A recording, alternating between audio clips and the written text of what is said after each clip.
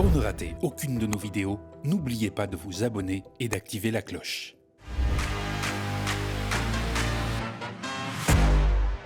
Lundi 7 octobre 2024, la France commémore l'attaque survenue un an plus tôt sur le territoire israélien, dite du 7 octobre. L'État français, par l'intermédiaire de son ministre de l'Intérieur, en a profité pour montrer les muscles face à qui voudrait dénoncer l'occupation israélienne ou le génocide à Gaza. Mais jamais nous ne tolérerons quoi que ce soit sur l'antisémitisme. Et je le dis ici, au nom du gouvernement, devant la représentation nationale, en citant, messieurs, écoutez-moi bien, une phrase que chacun devrait se répéter matin, midi et soir d'un grand philosophe, Jan Kelevitch. L'antisionisme est une incroyable opportunité parce qu'il donne le droit d'être antisémite au nom de la démocratie. Merci. Et ça, jamais, nous ne l'accepterons. Merci, monsieur le ministre. Le ton est donné. Les militants en soutien à la Palestine n'ont qu'à bien se tenir. La déclaration du ministre de l'Intérieur, ce mardi 8 octobre 2024, à l'Assemblée nationale, s'inscrit dans un récit politique qui entretient depuis de nombreuses années l'amalgame entre antisionisme et antisémitisme. L'amalgame aussi entre l'opposition à la colonisation, l'occupation de la Palestine et la haine des Juifs. Depuis le 7 octobre 2023, l'accusation d'apologie du terrorisme est un puissant outil qui permet aux autorités policières et judiciaires de réduire au silence toutes les voix qui s'élèvent pour dénoncer les massacres à Gaza. Au 30 janvier 2024, Le Monde rapportait que 626 procédures étaient en cours, dont 278 à la suite de saisines du pôle national de lutte contre la haine en ligne. Des poursuites ont été engagées à l'encontre de 80 personnes. À la menace de poursuite pour apologie du terrorisme s'ajoute celle de poursuite pour incitation à la haine, à la violence et à la discrimination. C'est ce qui a été reproché à Richie Thibault, cofondateur de Peuple Révolté. Le militant est visé par un signalement du préfet de police de Paris pour avoir dit, je cite, que le seul chemin dans les rues de Paris, c'est l'intifada. C'était lors de la manifestation en soutien au Liban du samedi 5 octobre dernier à Paris. J'ai partagé une prise de parole avec Géraldine, qui est une camarade de l'Union juive française pour la paix. Et dans cette prise de parole, on s'est dit que c'était important, elle en tant que femme d'origine juive et moi en tant que jeune Rome, de porter un message commun, celui de la mémoire de nos deux peuples qui ont subi durant la Seconde Guerre mondiale un génocide. Donc on porte la mémoire de ce que c'est que le génocide. Et donc face à un génocide qui est en cours en Palestine, on se dit qu'on a une obligation, un devoir moral que d'être en première ligne des mobilisations contre l'entité coloniale sioniste qu'est Israël et qui perpétue, qui commet aujourd'hui un génocide. Et c'est donc que c'était le sens de notre prise de parole. Et à un moment, Géraldine a eu des mots très forts. Elle a dit que le Indignez-vous de Stéphane Hessel devait se transformer en intifada. Et ensuite, elle a défini l'intifada comme des mobilisations, des manifestations, des occupations de fac, comme un soulèvement. Et donc moi, dans la foulée, j'ai dit qu'effectivement, le seul chemin face au génocide, qui est une atrocité absolue, eh bien c'est l'intifada dans les rues de Paris. Et ce qui s'est passé, c'est que la séquence n'a pas été reprise au début sur les réseaux sociaux, ça n'a fait aucune polémique, mais c'est les agents de la préfecture de police de Paris, des renseignements, qui ont noté ma phrase en l'isolant, en la sortant de son contexte, comme si finalement l'usage de ce mot d'origine arabique, si je peux le dire ainsi, était forcément un appel à la violence. Or, moi ce que je veux rappeler aujourd'hui, c'est que le mot intifada, il signifie soulèvement en arabe, et que le soulèvement, c'est une réponse salutaire à la colonisation, au génocide et à la violence. À l'heure où les mobilisations en soutien à la Palestine et désormais au Liban reprennent, les propos du ministre de l'Intérieur font craindre une accentuation et une accélération de la répression du mouvement qui a débuté depuis un an déjà. Le 18 avril 2024, ce jour-là, le syndicaliste Jean-Paul Delesco était condamné pour apologie du terrorisme à une peine de prison avec sursis. En cause, la publication d'un tract de soutien à la Palestine en octobre 2023. Elsa Marcel, avocate et militante à Révolution Permanente, revient sur ce qui a favorisé cette augmentation des condamnations pour apologie du terrorisme. La manière dont l'infraction d'apologie du terrorisme est utilisée aujourd'hui, c'est le produit d'une longue évolution législative et la construction d'un arsenal en fait parfait pour ce type d'usage, puisqu'il faut savoir que l'infraction d'apologie du terrorisme, telle qu'elle est utilisée aujourd'hui, en fait, c'est très récent. C'est-à-dire que c'est la combinaison d'une loi de 2014 et de la loi séparatisme de 2021 qui en permettent l'usage aujourd'hui. C'est-à-dire qu'avant 2014, l'apologie du terrorisme, c'était dans la loi sur les délits de presse. En 2014, Cazeneuve change ça, donc ça a été utilisé pour approfondir un tournant sécuritaire beaucoup plus grave, puisque à l'époque déjà, Jacques Toubon, qui était défenseur des droits, dénonçait cette loi en la présentant comme un fiasco judiciaire. Amnesty International, il y avait même une déclaration d'Henri Leclerc, qui est un avocat très très connu, qui disait c'est une loi qui a servi à enfermer des ivrognes et des enfants, puisqu'en fait, ça permet de condamner très vite, très fort, sur la base de propos, parfois confus, parfois etc., mais qui n'ont pas grand rapport en fait avec la commission ou le lien avec la moindre entreprise terroriste. Et depuis 2021, avec la loi séparatisme, une particularité, c'est important, puisqu'il y a une des personnes dans le cadre de toutes ces condamnations qui a écopé de ça aussi, on peut être inscrit au FIGET pour une condamnation pour apologie. C'est-à-dire qu'avant 2021, le fichier des auteurs des infractions terroristes, avant 2021, il y avait une exception, c'est-à-dire que s'il y avait une condamnation sur le fondement de l'apologie, on n'était pas inscrit à ce fichier-là.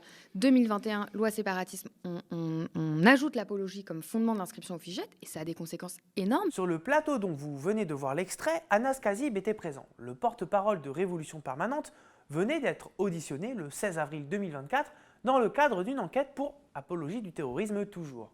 Il y dénonçait un interrogatoire politique. Juste après le 7 octobre, le MPA aussi, pour un communiqué, avait été inquiété par la justice. Le 7 octobre 2023, le NPA a publié un communiqué de presse sur ce qui s'était passé à Gaza, l'offensive du Hamas sur l'armée, sur les colonies, sur le festival. Ce communiqué est sorti quelques heures à peine après les attaques, ce qui fait qu'on n'avait pas tous les éléments à ce moment-là. Et on a publié un autre communiqué qui ne remettait pas en question notre soutien au peuple palestinien le lendemain, mais expliquant qu'on déplorait évidemment toutes les morts civiles. Donc information sur ces morts civiles qu'on n'avait pas au moment de la parution du premier communiqué. Donc ça nous avait lu une déferlante dans les médias, nous accusant d'apologie du terrorisme, de soutien au massacre de civils. Le directeur de publication du journal a été convoqué pour justement cette accusation d'apologie du terrorisme. Après la convocation d'Anas Kazib, près de 700 personnalités politiques, syndicales, militantes et intellectuelles en France et à l'international ont appelé à faire front contre la criminalisation du soutien à la Palestine. Le 30 avril 2024, c'était au tour de Mathilde Panot, la chef de file des Insoumis à l'Assemblée nationale, et Rima Hassan, aujourd'hui députée européenne, d'être entendues par la police dans des enquêtes ouvertes pour apologie du terrorisme. Vous remercier du fond du cœur de votre mobilisation. Ça me fait dire qu'il y a encore un peu d'espoir, que nous avons raison d'espérer, que nous avons raison de lutter et que nous sommes du bon côté de l'histoire. Oui, à ceux qui nous convoquent, je le dis haut et fort, vous participez à un abus de pouvoir intolérable dans ce pays, à une atteinte à la liberté d'expression et d'opinion. À ceux qui nous convoquent, j'accuse, vous dévoyez les moyens de l'antiterrorisme pour faire taire les voix de la paix et criminaliser les militants. Le milieu académique a aussi fait les frais de cette doctrine sécuritaire de l'État.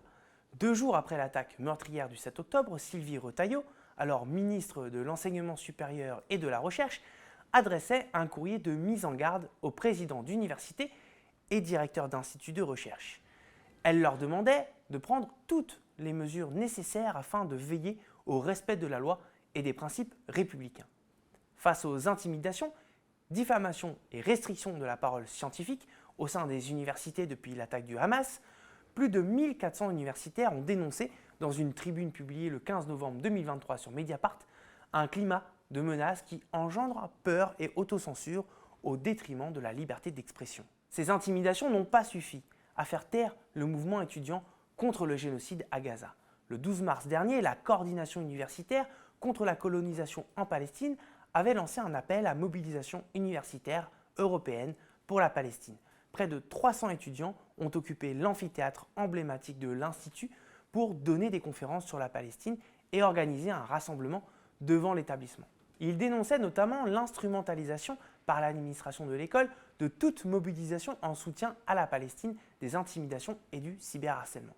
Tiziri, Ludmila et Hichem, étudiants à Sciences Po Paris, avaient témoigné aux médias du climat délétère qui régnait au sein du prestigieux établissement depuis l'attaque du 7 octobre. Ce qui s'est passé, c'est que d'abord, comme on rappelait, il y a un climat de protection des voix pro-palestiniennes qui se font cyberharceler. Dans ce contexte-là, on a repéré des personnes qui constamment nous prennent en vidéo. On n'a pas forcément leur identité, on sait juste, on les voit et on sait qu'ils nous filment. Tout le monde était invité à rentrer depuis 8 heures, les gens rentraient librement, les gens circulaient librement, des personnes de toute organisation, dont l'UEJF, rentraient dans la salle.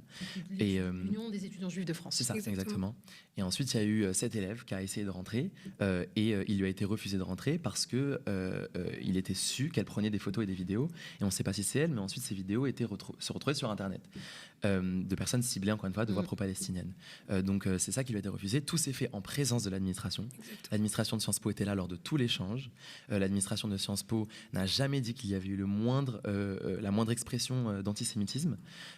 Et ça, c'est important de le rappeler. Le 8 octobre dernier, les membres du Students for Justice in Palestine Sciences Po ont pu, malgré les pressions qui s'exercent depuis des mois, organiser une veillée visant à commémorer les victimes du génocide en Palestine. Pas de répit pour les étudiants de Sciences Po Paris. La police est intervenue ce mercredi 9 octobre pour déloger une centaine d'étudiants qui ont brièvement bloqué l'accès à l'établissement pour manifester leur soutien au peuple palestinien. Un autre rassemblement, à l'appel des syndicats étudiants, a eu lieu le jour même, place de la Sorbonne, à 18h. Nos collègues Lisa Lapp et Andrei Manivit y étaient. Ils ont tendu le micro à Mathias qui nous rappelle que de nombreux étudiants ont été convoqués par la police pour apologie du terrorisme, tandis que d'autres ont été fichés S. Sciences Po Paris, à Sciences Po Reims, c'est un autre IEP dont j'ai oublié le nom. Il y a plus d'une vingtaine d'étudiants qui sont convoqués pour leur mobilisation à la Palestine, qui vont peut-être être suspendus et interdits d'accès à l'université. Là, il y a 4 étudiants de Sciences Po Paris qui sont refusés d'accès à l'université en attendant de recevoir une sanction suite à la mobilisation qu'ils ont eue, et c'est complètement intolérable. Et d'un autre côté, on a un gouvernement qui continue d'envoyer des armes à Israël, où il y a Macron qui appelle au cessez-le-feu, mais qui, une demi-heure après, où il y a un communiqué de l'Élysée qui dit qu'ils vont continuer d'envoyer des armes, c'est absolument intolérable. Comment vous voulez faire un cessez-le-feu si vous continuez d'envoyer des armes qui massacrent et qui sont utilisées dans des bombes qui massacrent des civils? C'est pas possible. La chasse au soutien au peuple palestinien n'épargne personne, pas même les humanitaires qui reviennent de mission à Gaza. Le mois dernier, ma collègue Amina Kalash avait par exemple reçu Iman Marifi, une infirmière qui était intervenue à Gaza avec l'association Palmed et qui avait été placée en garde à vue. L'infirmière Amira Zaiter, connue pour son militantisme en faveur de la cause palestinienne, est de son côté en détention provisoire, poursuivie pour, vous l'aurez compris, apologie du terrorisme. Elle sera jugée le 21 octobre prochain. Plus que jamais, l'État français resserre son étau sécuritaire sur la mobilisation pro-palestinienne et peut-être, à terme, sur le moindre mouvement social qui voudra contester la politique du duo Macron-Barnier.